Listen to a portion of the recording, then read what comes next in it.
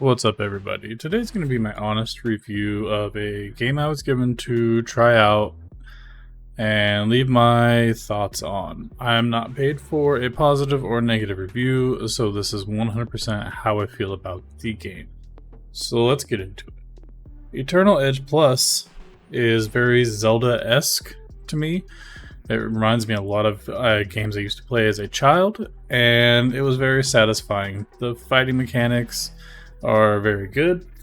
They do get a little sticky at times with the camera movement, but this is a independent game made by a very small development team, so they are working on that.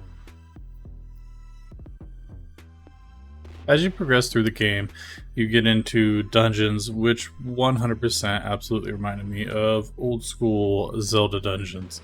Top down, room by room, clearing, getting your prize, all the way to the end of getting a giant chest reroute.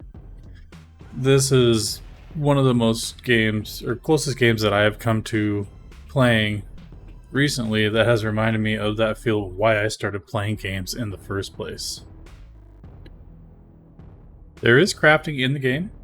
It is a very rewarding craft. You're not just getting a bunch of useless junk where you're picking up materials and you're like, I don't need to do this because I'm going to find better stuff in the wild. You actually craft much better equipment than you are finding. So far, the boss fights have been fun, but relatively easy.